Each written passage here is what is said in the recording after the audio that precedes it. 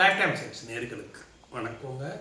இப்போது செவ்வாய் சனி இணைவு அப்படிங்கிற பொருள் பார்க்கும்போது செவ்வாயும் சனியும் சிம்மத்தில் இணைஞ்சிருக்காங்க அப்படின்னா அது எந்த அளவுக்கு நல்ல பலன்களை கொடுக்கும் அப்படிங்கிறப்போ பொதுவாகவே செவ்வாயும் சனியும் செவ்வாய் பாவக்கிரகமாக சனியும் பாவக்கிரகமாக வரும்பொழுது இருவரும் இணைவது கெடுபலன்களை கொடுக்கும் அப்படிங்கிறது பொதுவாக எல்லாருமே நம்ம நினைப்போம். ஆனால் அது நற்பலன்களும் கொடுக்கும். நம்ம ஒரேடியாக கெட்ட பாவக்கிரகங்கள் கெடுதல் தான் பண்ணும் அப்படின்னு நம்ம எடுத்துக்க கூடாதுங்கிறக்கான அந்த வார்த்தையை சொல்கிறேன். பாவக்கிரகங்கள்னாலே கெடுதல் தான் பண்ணும் அப்படின்னு கணக்கு கிடையாது. அவங்க இருக்கும் இடத்தை எதுவுமாக இருந்தாலும் சரி, நல்ல சுபக்கிரகமாக இருந்தாலும் நம்ம ஏற்கனவே சொல்லியிருக்கோம், சுபக்கிரகமாக இருந்தால் எந்த வகையில் கெடுதல் பண்ணுவார்? கேந்திராதிபதியாக குருவும் புதனும் கேந்திரங்களில் இருக்கும்போது கேந்திராதிபத்திய தோஷம் என்கிற முறையில் சுபக்கிரகங்கள் அதிக சுபத்துவம் அடையும் பொழுதும் கேந்திராதிபத்திய தோஷம் அடையும் சுபக்கிரகங்கள் கெடுபலன்களை வழங்கும்.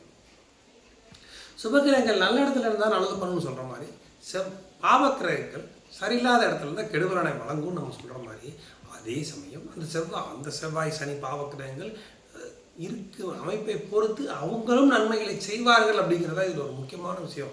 நம்ம 9 கிரகங்களுமே முக்கியம். 9 கிரகங்களும் ஆதிபத்தியத்துக்கு தகுந்த மாதிரி வருவாங்க. அதே சமயம் எதுக்கெடுத்தாலும் நம்ம உங்கள் பாவக்கிரகம் ஆயிட்டாங்க கெடுதல் தாங்க பண்ணுவாங்க அப்படின்னு நம்ம நினச்சக்கூடாதுங்கிறதுக்காக நான் சொல்கிறேன். இப்போது சிம்ம லக்னமாக எடுத்துக்கோங்க. சிம்ம லக்னமாக எடுத்துட்டா 5-10 குடையவராக செவ்வாய் வந்துடுவார். நல்ல ஆதிபத்தியத்துக்கு 4-9 குடையவராக சிம்ம லக்னத்திற்கு 4-9 குடைய நல்ல ஆதிபத்தியத்திற்கு செவ்வாய் வந்துடுவார். சனியை பொறுத்த மட்டும் பார்த்துக்கிட்டிங்கன்னா 6-7 குறைவராக விடுவார். 6ஆம் இடமான மகரத்திற்கும் 7ஆம் இடமான கும்பத்துக்கும் அதிபதியாக அவர் விடுவார். அப்படி வரும்பொழுது இப்போ இவங்க 2 பேரும் இணைஞ்சிட்டாங்கங்க. சிம்மத்தில் இணைஞ்சிட்டாங்க. சிம்ம லக்னமாக வந்துடுச்சு. சிம்ம லக்னத்திலே செவ்வாயும் சனியும் இருக்காங்கன்னா இப்போ இங்கே இடத்துல யோகாதிபதி செவ்வாய், அதுதான் முக்கியம். யோகாதிபதி செவ்வாய் இது 2 வகையிலையும் இந்த லக்னாதிபதி அவர் கெடுக்கக்கூடாது.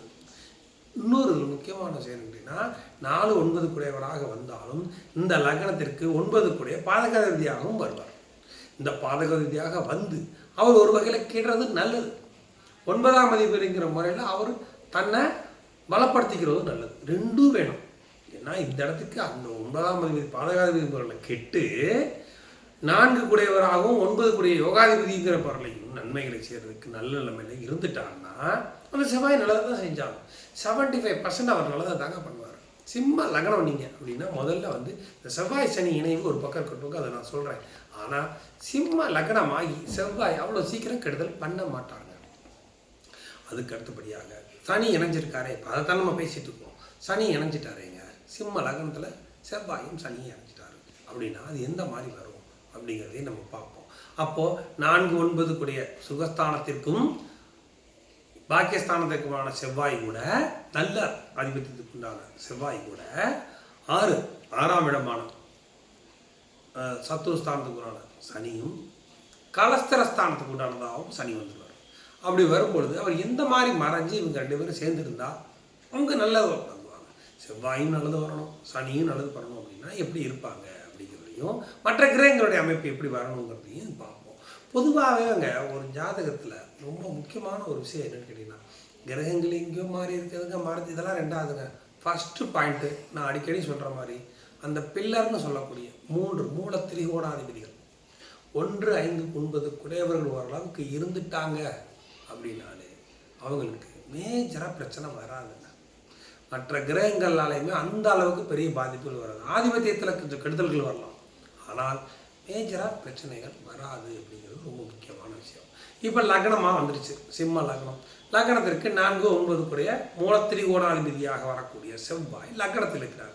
ஒரு வகையில் பாவக்கிரகமாக இருந்தாலும் 1-5-9 குடையவர்களில் இவர் 9 குடையவராக 9ஆம் அதிபதி லக்னத்தில் இருப்பது ஒரு யோக அமைப்பு. அதுவும் சிம்ம வீட்டில் சூரியனுடைய வீட்டில் இருப்பது அதிக புரிதல் உள்ள வீடு செவ்வாய். செவ்வாய்க்கு அது அதிக புரிதல் உள்ள வீடு சிம்மம். அங்கே அவர் இருக்கிறது அவருக்கு நல்ல ஒரு அமைப்பு செவ்வாய்க்கு. ஆனால் இப்போ அங்கே சனி இணைஞ்சிட்டாருங்க அப்படின்னா 6-7 குடையவராக மறையும் பொழுது அவர் 6-7 குடையவராக 7ஆம் வீட்டை பார்ப்பார். 6ஆம் வீட்டிற்கு 8இல் மறைவார். இதுதான் ரொம்ப முக்கியமான விஷயம். இப்படி வந்தால் இது யோகா அமைப்புகளை தான் கொடுக்கும். செவ்வாயும் நன்மையை தான் செய்வார், சனியும் நன்மைகளை தான் செய்வார். எந்த வகையில் அப்படின்னா 4-9 அப்பா சொல்கிற பார்த்தீங்கன்னா 9ஆம் இடம் பாக்கியஸ்தானம், அந்த வகையிலையும் 7ஆம் இடத்தை கலஸ்திரஸ்தானம் மூலமாகவும் யோகங்கள் தான் வரும், கெடுதல்கள் அவ்வளவு இருக்காது. அந்த செவ்வாயும் சனியும் நன்மைகள் இருக்கும் இடத்தை பொறுத்து அப்படின்னு அடிக்கடி சொல்லுவோம் பார்த்தீங்களா, அதே மாதிரி இருக்கும் இடம் இந்த இடம் அந்த அளவுக்கு மோசம் இல்லை. சூரியனும் நல்ல இடத்துல இருந்துட்டார் அப்படின்னா சனி நல்ல பலன்களை கொடுத்து விடுவார் அப்படிங்கிறத இப்போ நம்ம பார்க்கலாம். இப்போ பார்த்துக்கோங்க, சிம்ம லக்னங்க, லக்னத்தில் செவ்வாயும் சனியும், இவர் 4-9 கூடியவர், 1 2 3 4 4 கூடியவர், 5 6 7 8 9 கூடியவர், 4-9 கூடியவர் ஆகி செவ்வாய் லக்னத்தில் இருக்கிறார். செவ்வாய்க்கு புரிதல், அதிக புரிதல் உள்ள, அதாவது அதிநட்பு உள்ள சூரியனுடைய வீட்டில் 1-9 கூடியவர்கள், அதாவது லக்னாதிபதி வீட்டில் 9ஆம் அதிபதி வருது, மிகப்பெரிய யோகம். நான் அடிக்கடி சொல்லுவேன், அதில் பாவக்கிரகமாக இருந்தாலும் சுபக்கிரகமாக இருந்தாலும் இந்த இடத்துல விதிவிலக்கு கிடையாது. செவ்வாய் 9 கூடியவர் லக்னத்தில் இருக்கிறார். இப்போ சனி எடுத்துக்கிட்டீங்கன்னா 6-7 கூடியவராக வந்துடுவார். 6-7 கூடியவராக வந்து 7ஆம் வீட்டை தான் பார்க்குறாங்க. செவ்வாயும் சனியும் சேர்ந்து 7ஆம் வீட்டை தான் பார்க்குறாங்க. அப்படிங்கிறப்போ இந்த 7ஆம் வீட்டில், அதாவது ஆணாக இருந்தால் மனைவியாலையும், பெண்ணாக இருந்தால் கணவனாலையும் தான் அவங்களுக்கு நல்லது நடக்கும். அதனால் பயப்பட வேண்டிய அவசியம் கிடையாது. அதே சமயம் செவ்வாய் சனியும் இணைந்தனால இந்த லக்னம் கெட்டு போயிருமா அப்படிங்கிறது அதுவும் கிடையாது. ஏன்னா இந்த லக்னத்திற்கு அவர் யோகாதிபதி, அப்போ அவர் கெடுக்க மாட்டார், சனியும் கெடுக்க மாட்டார். ப்ளஸ் பாயிண்டே அதுதான், சனியும் கெடுக்க மாட்டார். ஏன் கேட்டிங்கன்னா சனி 6-7 கூடையவராக வந்து, இது நல்லா நீங்கள் நோட் பண்ணீங்கன்னா உங்களுக்கு விட கிடைக்கும். 6-7 கூடையவராக வந்து 6க்கு 8 மறைகிறார், 6க்கு 8ஆன லக்னத்தில் மறைகிறார். மறையும் பொழுது இந்த 6ஆம் வீட்டு கெடுபலன்களை அவர் செய்ய மாட்டார், 7ஆம் வீட்டு நற்பலன்களை மட்டும்தான் செய்வார்.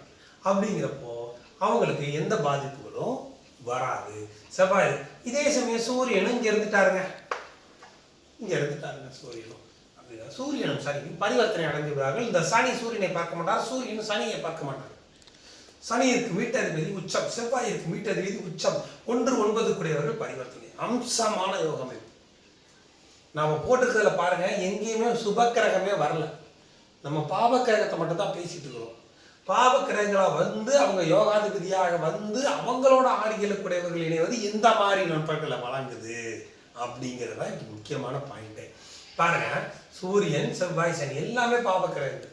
பாவக்கிரகங்களாக இருந்தாலும் 1-9 கூடியவர்கள் பரிவர்த்தனை அடைந்து இந்த சனி இருக்கும் வீட்டதிபதி உச்சம், செவ்வாய் இருக்கும் வீட்டதிபதி உச்சம், இருக்கும் இடம் அம்சமான இடம் 9ஆம் இடம். இப்படி வரணும். இப்படி வந்துட்டா தகப்பனால் வரக்கூடிய யோக பலன்களும் அமையும்.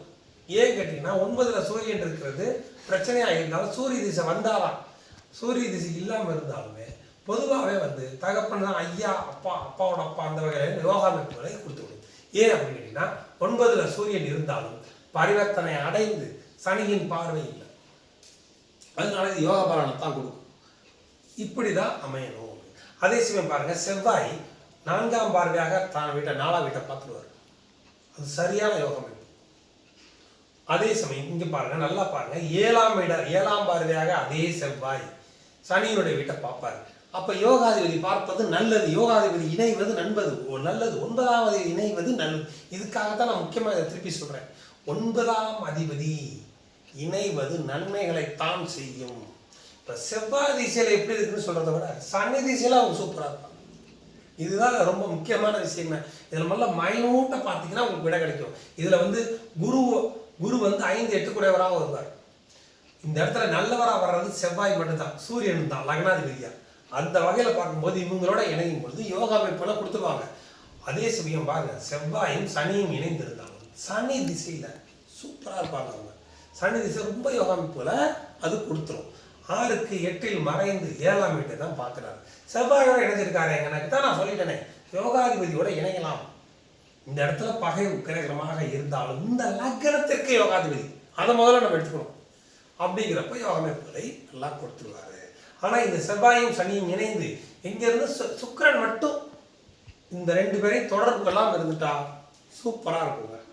செவ்வாய்க்கும் ஆகாது, இந்த இடத்துல சனிக்கு ஆகாது. சனிக்கு ஏன் ஆகாதுன்னு சொல்ல வரேன்னா, சனிக்கு நண்பராக இருந்தாலும் இந்த லக்னத்திற்கு சுத்தமாக கெட்டவர் சுக்கிரன், அதனால அவர் பார்க்கக்கூடாதுன்னு நான் சொல்றேன். அந்த மாதிரி இருந்துருச்சு அப்படின்னா நல்ல யோக அமைப்புகளை கொடுத்து விடும்.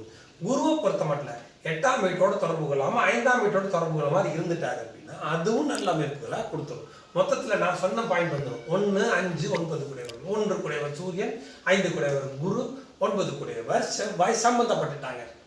அம்சமான யோக அமைப்பு. அந்த ஜாதகத்தை பார்த்த உடனே சொல்லிடலாம் இவங்க நல்ல யோக அமைப்பில் இருப்பாங்க அப்படிங்கிறது. இங்கே செவ்வாய் சனி சேர்ந்துருக்காங்களே, அதுக்கு நம்ம டாபிக் சொல்லிட்டோம். இந்த மாதிரி அமையணும்னு சொல்ல வரேன். சனியாக இருந்தாலும் இந்த இடத்துல அமைஞ்சிடணும். இப்போ தான் இன்னொன்று சொல்கிறேன், 8 குடையவர் ஏதோ ஒரு வகையில் 8ஓட தொடர்புகள் இல்லாமல் இடத்துல இருந்து பார்த்துட்டாலும் இது நல்ல யோக அமைப்புகளை கொடுத்துரும் அப்படிங்கிறது தான் இதில் முக்கியமான விஷயம்.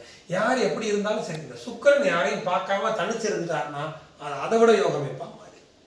சுக்கிரன் யாரையும் பார்க்காம அவர் மட்டும் தனியாக இருந்துடணும் ஒரு இடத்துல இருந்துட்டாருன்னா சரியான யோக அமைப்பாக அந்த ஜாதகம் மாறிடும். சிம்ம லக்னத்திற்கு செவ்வாய் சனி இணைவு இப்படி வருங்கிறதுக்கான இது சொல்லியிருக்கிறேன். உங்களுக்கு சிம்ம லக்னத்துக்கு அந்த கிரகம் மாறி தான் எப்படி இருக்குது அப்படிங்கிறதையும் நீங்கள் கமெண்ட்ஸில் சொல்லுங்கள், நான் சொல்கிறேன். இந்த சுக்கிரன் சம்மந்தப்படாமல் புதனை ஏதோ வகைகளை ஒதுக்கிட்டாங்கன்னா இன்னும் சூப்பராக அமைஞ்சிரும் ஜாதகம். Okay, thanks.